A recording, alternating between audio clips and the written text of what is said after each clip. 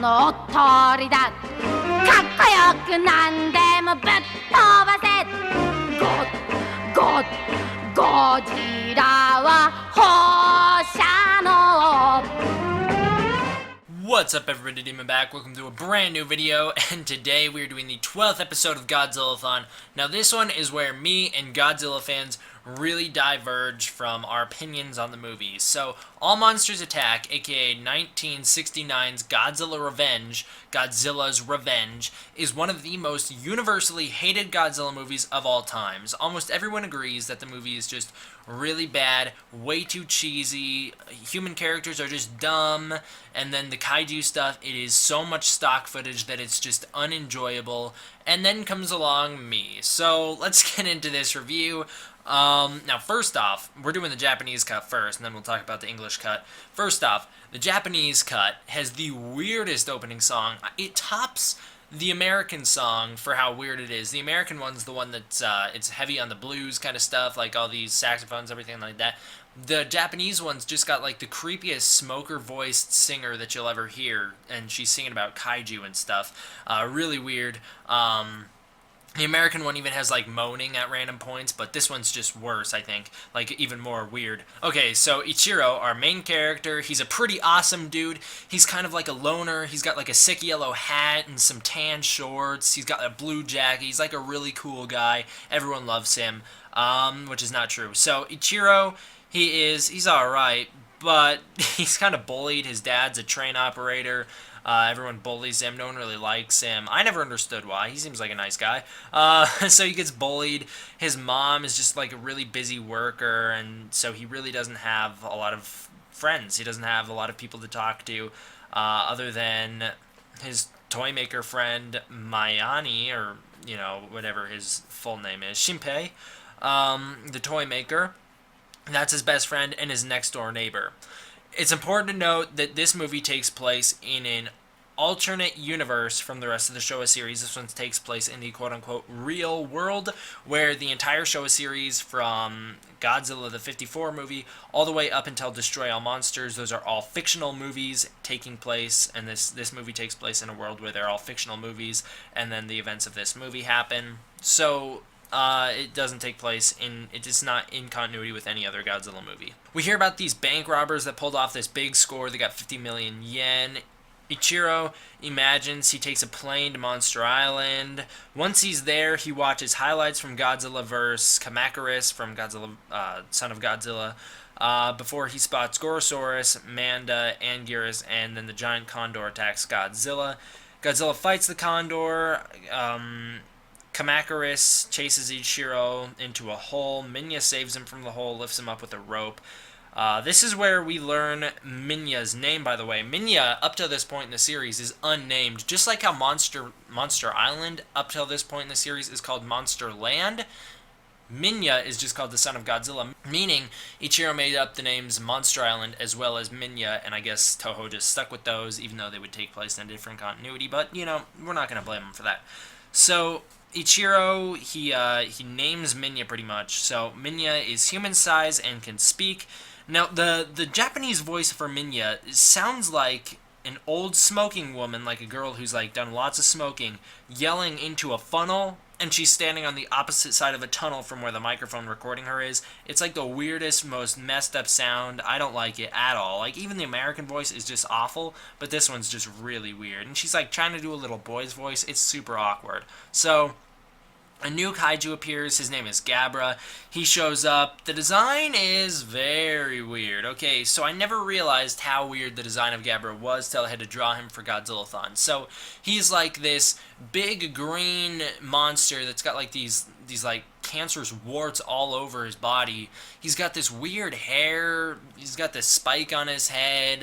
Yeah, he's just a weirdo. But the face itself, I believe the face is ripped from another Godzilla suit, which is interesting. They ripped the face from another Godzilla suit, turned it into Gabbro.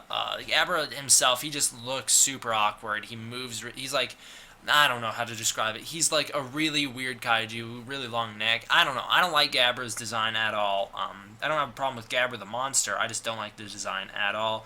Ichiro snoops around an old warehouse after waking up. In the warehouse, he finds a headset and takes a wallet that was dropped by some criminals. Ichiro goes to sleep, and Gabbro chases him around. Minya and Ichiro watch highlights from Godzilla vs. Ebra with light correction, actually. So that's one of the good things that this movie does, is it actually corrects a lot of the lighting from that scene in Godzilla vs. the Sea Monster, where Godzilla fights Ebra with the rock, and then they go underwater. It does a lot of color correction with that to try and make it visible of what's happening. It's especially amplified on my VHS, how confusing what's going on in that Godzilla vs. Sea Monster is, just because of how dark it is. Then Godzilla fights Kumonga a lot faster than he does in Son of Godzilla. Gabbro beats up Minya. Then Godzilla fights the Red Bamboo Jets. They never specify that they're from the Red Bamboo in this movie, but that's the stock footage they took from Godzilla vs. Sea Monster, was Godzilla fighting the Red Bamboo in their jets. New footage of Godzilla teaching Minya how to use the atomic breath, but it's the same things happening. Minya fails to do it. Godzilla threatens to hit him. Minya attempts to, and Godzilla stamps on his tail, forcing him to do the atomic breath. It's just set up for later on when Ichiro throws the rock on Minya's tail. I don't know why they decided to refilm this. I think it would have been easy enough to just film the Ichiro scenes at nighttime, but they didn't. They just decided to refilm it entirely, which, I don't have a problem with it, because this movie has so little new footage that it's nice to get as little as we do. Ichiro's kidnapped by two bank robbers whose wallet he stole and he was in possession of. He didn't really steal it. He just found it because they dropped it through a hole in a warehouse and he came across it. While the criminals they're making Ichiro cry, Shinpei's out getting drunk, as a responsible adult would do. Ichiro tries to Home Alone one of the criminals. I don't remember this scene in the American cut. In fact, I watched the American cut specifically looking for this scene, and I didn't see it. He sets this Home Alone trap where he has this hole in the ground, and he moves some newspapers over it so that the criminals will fall down the hole. It doesn't work right away, but it works later on in the movie. So he sets some Home Alone traps through the building, pretty much. He's kind of crying in the seat while he does it. Gabbro is double-teamed by Ichiro and Minya, who use Minya's atomic breath and the rock to their advantage. Minya goes down to the lower level. Ichiro pushes a rock on his tail, and he fires off the atomic breath. Okay, so now Godzilla shows up. He does a touch of fighting. He doesn't really do a lot. He kind of just, knocks Gabbro away from him, or blows atomic breath at his feet to get Gabbro back from fighting Minya for a second, so that Minya won't die. So Godzilla shows up, saves Minya for a second. Gabbro chases off Minya. Ichiro Home Alone's Gabbro with Minya's help, sending Gabbro flying through the air. They have this weird platform on the ground that they take advantage of. Gabbro stands on one half. Minya drops and grows to kaiju size on the other half, launching Gabbro through the air. And then after that, Gabbro seems to be defeated. This is before Gabbro attacks Godzilla. Then there's Godzilla vs. Gabbro. They have a fight. It's the only bit of new fighting in the movie that we get, other than Minya vs. Gabbro. So it's pretty good. The fight is alright. So Godzilla's blasting atomic breath at Gabbro. Gabbro's using his electric shocks on Godzilla. Godzilla's not really, he's not affected by it too much. Then they fight it out a little bit, and Gabbro goes running, limping off into the woods on his own. Ichiro is nearly kidnapped before he escapes with Minya's wisdom, which is pretty funny. Minya keeps showing up on this little bubble next to him, and then they keep flickering Minya onto the screen, or reflecting Godzilla's fight with Gabbro, showing that Minya and Ichiro have some, I guess he has some reflections or connections with Minya from his dream.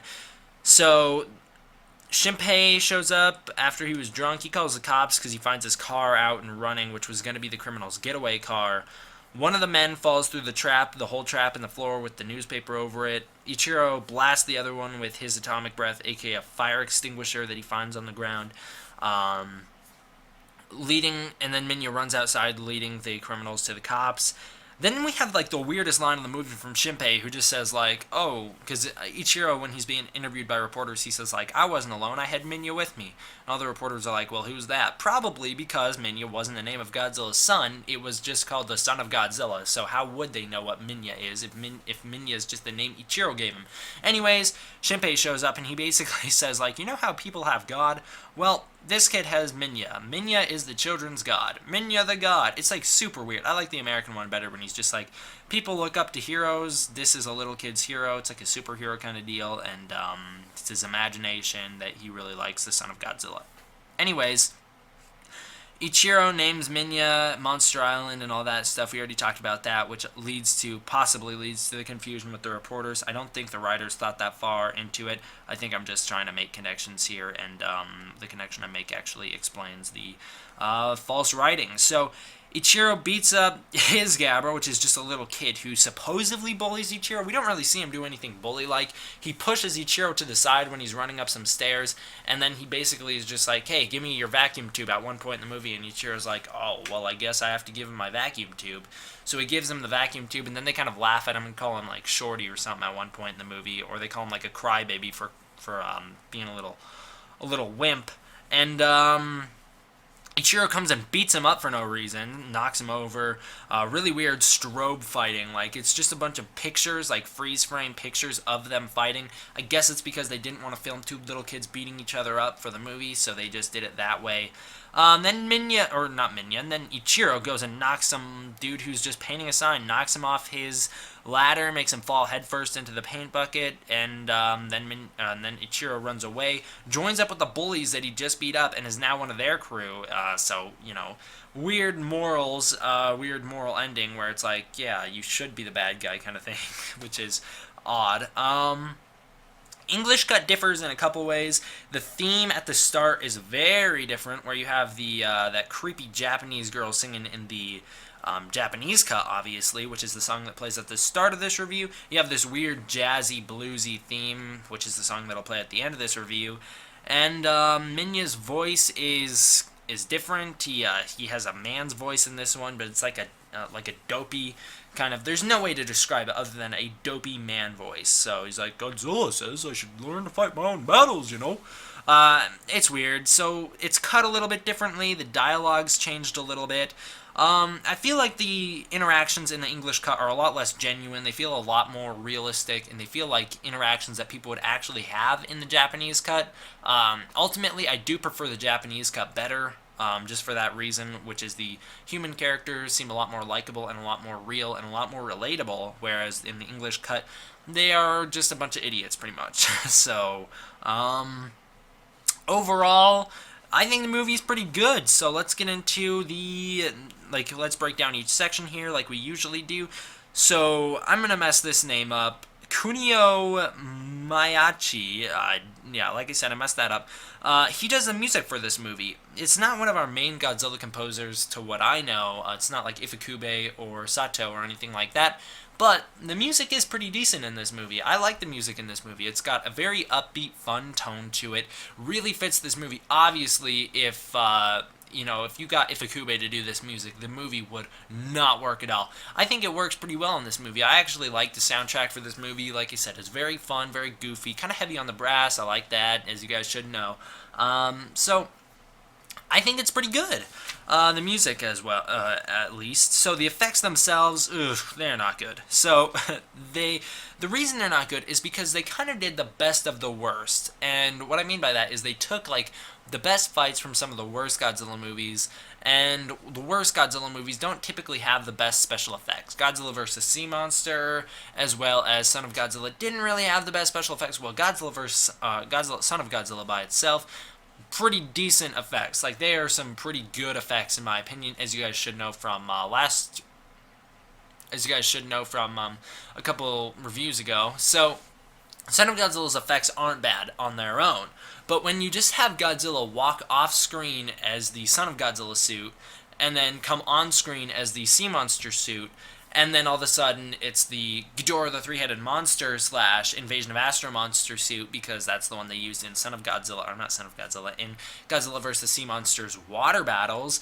So you have a total of 3 suits being used, and, sort of, 3 stock suits being used. So you have, there's the scene that I'm specifically referring to, which is the worst, it's the most noticeable. Godzilla walks on screen as the Sea Monster suit, starts doing the rock battle with Ebra, and then he jumps into the water. All of a sudden, he is the Invasion of Astro Monster suit. He has the little fight with Ebra, comes on land, heads to this like little village, or not like a village, but kind of heads into the woods area where he comes across, technically there was a village there in Son of Godzilla, but it wasn't here in this movie, where he comes across Kamunga. He comes across Kamunga. All of a sudden it's the Son of Godzilla suit, and now he has a fight with Kamunga. Next thing you know, he's teaching Minya how to use the atomic breath as the Destroy All Monsters suit. Really, really noticeable, really bad. It's very jarring. Takes you out of the experience for sure, or at least it took me out of the experience. Just seeing like all these random Godzilla suits appear on screen it's pretty odd. I don't like that. A lot of people don't like that, which is one of the main complaints with this movie that a lot of people have, and it's one of the only ones that I can understand. So the human story, I think, is good. A lot of people don't. I think it's very fun for children, and I loved this human story as a children. You hear a lot of people say, ugh, when I was a kid, I didn't want to watch a monster movie and see someone else going on the adventure for me, because that made me feel like I would never go on the adventure because someone else was already doing it for me. And, when I was a little kid, I never wanted to see a little kid in the position like this. I disagree. When I was a little kid and I saw Ichiro doing all these adventures, I, first of all, wanted to be Ichiro and go on adventures on Monster Island and everything like that. Second of all, I also wanted to go on adventures with Ichiro. So, a lot of people who just say, like, no little kid is ever going to want to watch these movies and be like, oh, there's a kid that I wish I could be like him. I disagree. I was that way. I always thought it would have been really cool as a little kid if me and Ichiro had adventures on Monster Island. So there you go. The story can work for little kids as it worked for me, the human story anyways. As well, it was always really cool for a little kid to see another little kid beat up some kidnappers. That's the whole reason Home Alone's entertaining. Well, that's a funny movie in general, but that aspect of it is pretty funny, is pretty entertaining as well, and so in this movie it's also entertaining and fun. The kaiju stuff is the best of the bad, which really helps, because if someone said, like, you have your choice, you will never be able to watch the other two again in your life, Son of Godzilla, Sea Monster, or Godzilla's Revenge, which one do you pick of the three? Gun to my head, I pick Godzilla's Revenge. Without a gun to my head, I still pick Godzilla's Revenge. Because, here's the thing. Godzilla's Revenge takes the best of the Sea Monster, which is a terrible movie, takes the best portion of that, which is Godzilla fighting the jets, Godzilla fighting Ebra, and then for whatever reason, they put that frickin' condor back in this movie, which I could do without. But they take the best two aspects of Sea Monster, throw them into this movie. Then they take the best aspects of Son of Godzilla, put it into this movie. And Son of Godzilla is not a bad movie by any means. Go watch my review. I really like Son of Godzilla. But the thing is, they take the best aspects of that, they take the greatest fight scenes from that, and then they edit it so it's a lot more fast-paced and a lot more entertaining. You're always engaged when watching this, and or at least I am. And so I really like it, and I don't have a problem with the kaiju stuff. I don't have a problem with the stock footage, and I definitely don't have a problem with Godzilla fighting Gabbro, because, let's face it, Gabbro's a weirdo, and it's fun to see him get beat up. Now, moving on for the reasons this movie was made. A lot of people are going to be like, oh, why did they make this movie? Now, the reasons this movie was made adds to the reasons that I love it, because it's Toho in a totally desperate place being like, well, we're getting shut down. We are going bankrupt. So what happened is Toho was basically on the verge of going bankrupt. None of their movies were working. Like, all their franchises were failing, everything like this. They were really in a panic here in the 70s, because all movie studios were. I think this was when Daiei actually went out of business and they lost Gamera. So what happened is Toho was basically like, well, shoot, we're facing bankruptcy here. Let's put the lowest budget movie together that we can. And then they got Honda back, sadly. I feel like Honda and Tsuburaya were really not meant for this movie. But they got those two back, and they were like, oh, we need you guys to do something. So what they actually had to do was they just had to steal fights from other movies, put it into this, and, the rest is history, as they say. They did not have a lot of time or budget or anything like that. I believe Tsuburaya was even on his deathbed, or at least he was very sick during the filming of this movie, so he could not show up and overview the special effects or anything like that. He showed up, I think, a couple times on set and basically could not do a lot. Honda had to take over for the special effects directing, if I'm correct, and they really did not have a ton of ability to do things in this movie, just because of how low budget it was made and how tight of a situation they were in. And that's one of the things that I think adds to it, is knowing the history of a movie and knowing the fact that this was their last attempt and being like, we gotta save our company, and it worked. I think that adds a whole nother level to the movie, and I really like that. And when I say it worked, now Toho didn't really get out of its pickle for another couple of years here, but it did prove that Godzilla can still sell. And so what they did was they created the next couple Godzilla movies. Now, the next couple Godzilla movies aren't good, in my opinion. Well, the next Godzilla movie is not good, in my opinion. Then I think we start to go uphill. So, I'm glad that this movie came out, because it restarted Godzilla's franchise after 2 years of it being gone from Destroy All Monsters till now, which is funny because that was supposed to be the last one, and then 2 years later, here's another one. Anyways, I think knowing the history of this movie really adds to my enjoyment of it, and also, I just think this is a fun movie in general. It's very entertaining, very goofy. I always feel like something's happening. Every time I watch this movie, I'm always surprised at how fast-paced it feels. Even when there's human scenes, I feel like nothing drags. Yeah, there's a little bit of setup, but then you just jump to Monster Island. A little bit more human stuff, straight back to Monster Island. A little bit more kidnapper, interesting stuff, back to Monster Island. Now you have a final confrontation, and then the movie ends. I feel like it's a super fast-paced movie, considering, especially considering the ones that came before it. So, I don't know. A lot of people don't like this movie. Obviously, I do. I think it's super fun, and I don't know why more people don't feel the way about it I do. Well, I do understand why a lot of people don't like this movie, okay? I get it. Stock footage, no one wants to see that. They want to see new stuff.